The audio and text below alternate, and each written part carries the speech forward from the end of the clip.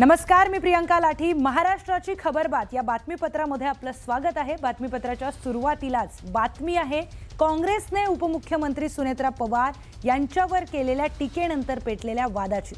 महाराष्ट्रामध्ये कालपासून सुरू झालेल्या गुंगी गुड्याचा वाद काही थांबण्याची चिन्ह नाहीयेत. सुनेत्रा पवारांवर टीका केल्याने राष्ट्रवादीचे नेते प्रचंड आक्रमक झालेत.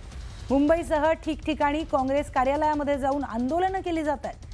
तर राष्ट्रवादीसह सत्ताधारी पक्षातल्या नेत्यांनी काँग्रेसवर टीकेचे प्रहार केलेत. पुढच्या 24 तासामध्ये हर्षवर्धन सपकाळ यांनी माफी मागावी, अन्यथा राज्यात फिरू दिलं जाणार नाही असा इशारा राष्ट्रवादीच्या नेत्यांनी दिलाय. राज्यात गुंगी गुड्यावरून सुरू झालेला हा वाद लवकर थांबणार नाही अशी शक्यता वर्तवण्यात येते.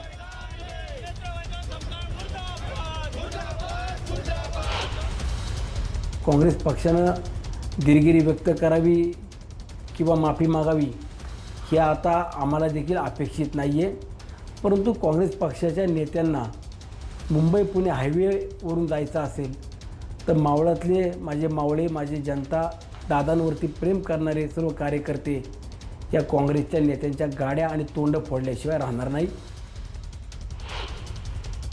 संघटना असेल किंवा प्रशासकीय असेल, अशा वेळेला काँग्रेसची वैचारिक दिवाळखोरी ही काँग्रेसची त्या ठिकाणी दाखवलेली आहे. आणि म्हणूनच वहिनींच्या संदर्भातलं त्याने जे काय वक्तव्य केलेलं आहे हे काँग्रेसच्या वैचारिक दिवाळखोरीचं तर द्योतक आहेच, पण प्रदेश राष्ट्रवादी काँग्रेस पक्षाचा अध्यक्ष म्हणून मी त्याचा निषेध करतो.